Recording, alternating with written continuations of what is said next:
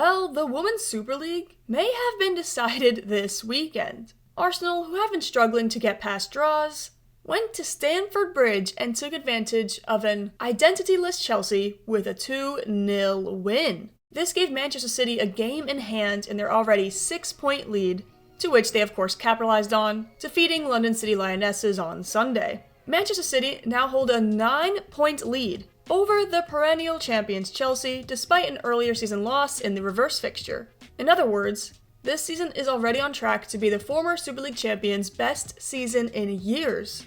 So, what does the rest of the season actually look like for Manchester City? What obstacles prevent them from lifting the trophy for the first time since 2016, 10 years ago? Well, to answer that, we have to look at what has gone right this season.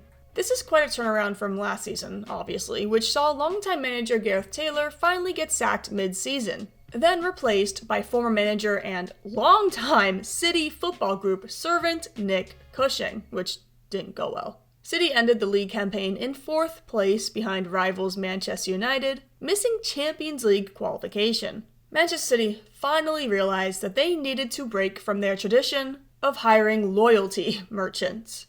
It was announced that July that City had hired Denmark manager Andrée Jeglertz, and he was set to join the club after the conclusion of Denmark's Euros campaign.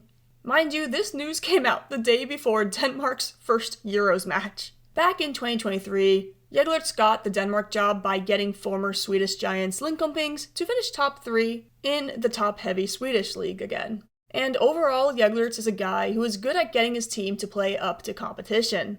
Entering this season, Manchester City had a busy summer transfer window. To start things off, they of course lost Laia Alexandri to Barcelona and Jules Horde to Twente. Before Jeglertz's appointment was announced, the club managed to bring in Swiss wonderkid Iman Beney, following the success of her Euros campaign with Switzerland. And she has arguably been City's most important signing this year. Beney has been crucial in their success this season. The club shortly thereafter brought in young Canadian defender Jade Rose. The first signing of the Jeglertz era was technically Sydney Lohmann from Bayern. A huge move. However, based on the fact she has only started 1 out of her 7 games played in the league, this signing was probably agreed to before Jeglertz took over. Laura Reinrathier, who was on loan from Arsenal the season before, also made a permanent move. Then things got interesting, and this is where Jeglertz's influence really came in.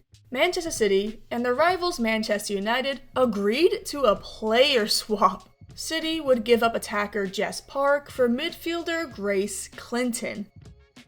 What? On some level, I understand, right? As good as Park has been for United this season, Park could have been considered the odd one out, as City were stacked at the wing. Carolyn, Lauren Hemp, and of course Alba Frigino. But since joining City, Clinton has been the backup to Miedema in the attacking midfield role, being a good rotation piece, sometimes even starting alongside Miedema. And even though she isn't starting every game, this is definitely a move for the future, given Clinton's high potential. I mean, the midfield is stacked. City is in a 4-2-3-1 formation, so 2 defensive midfielders supporting Vivianne Miedema. One of those midfielders, of course, is the world-class Yui Hasegawa, and on Hasegawa's right, Jeglertz has preferred the 22-year-old England international Lara Blindkilde-Brown, who has really come into her own this season, playing the best football of her young career. And so for the first part of the season, that left Clinton and Lohmann as rotation options. As I said,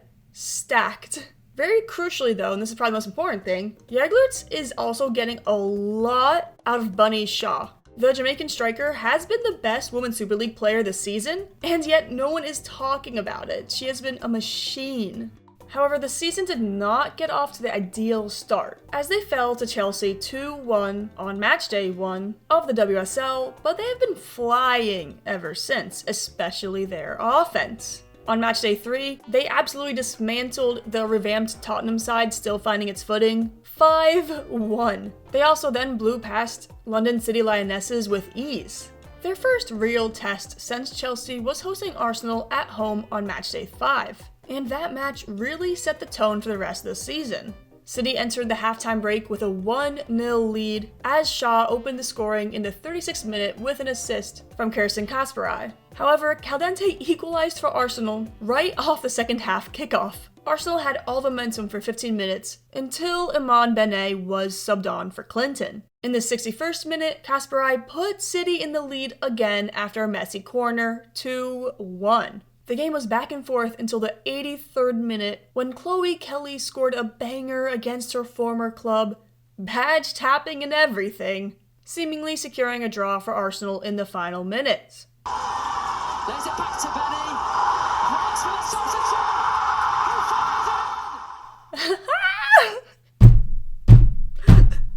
Beney does it off the bench, getting a huge 3 points at the death for City. While Manchester continued their winning ways, there were reminders that they were in fact a team whose manager was in his first year. As good as their offense was, City was struggling to put a lot of chances away, usually missing an average of 3 big chances per game, which caused a lot of matches to be closer than they should have, usually by 1 goal. In mid-October, they avoided a near disaster to second division side Newcastle United in the League Cup. City advanced 7-6 on penalties. Those 1-goal difference games continued until they faced off against their rivals Manchester United.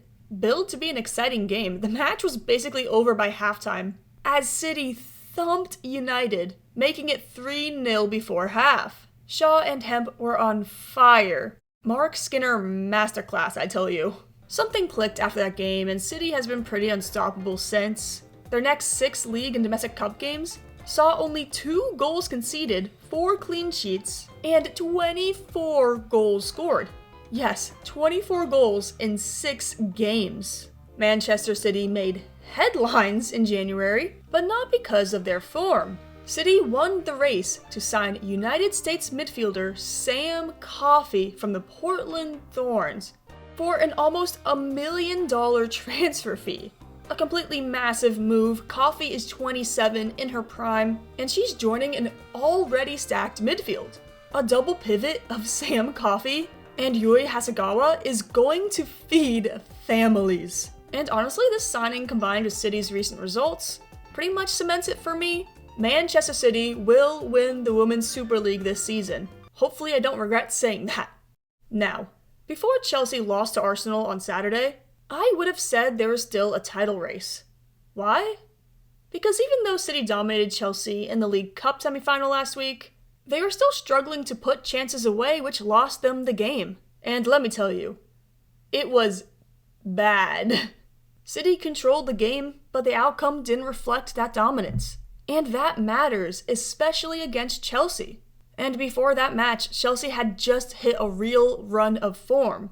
And that was worrying for City, because we have seen this movie before. Just 2 years ago, City fumbled the league to Chelsea. The 2023-24 Women's Super League season came down to goal difference between Chelsea and City. Entering the final few games of the season, both teams had 2 losses and 1 draw, the draw being against each other. One of Chelsea's losses was actually to City, but for most of the season, Chelsea held a comfortable goal difference advantage. And with only a few match days left, it felt done.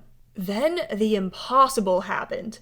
Chelsea lost to Liverpool on match day 19, giving Manchester City the lead on points. Hell, Emma Hayes herself conceded the league basically after that loss. All Manchester City had to do was not lose to Arsenal, and the title was basically theirs. And it looked to be going that way. The game was in the 89th minute, and City had a 1-0 lead from a first half Lauren Hemp goal.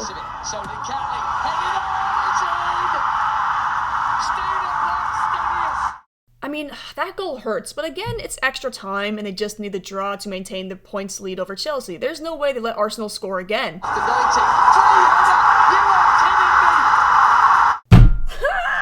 There's no way! In just 3 minutes of game time, 2 goals lost City the title to Chelsea, and it came at the hands of Chelsea's rival. But it's fair to say that will probably not happen this year. Jeglertz has this team playing at a level we haven't seen in a long time from City. And also crucially, Alex Greenwood is fully back from injury, strengthening what is already an insane defensive backline.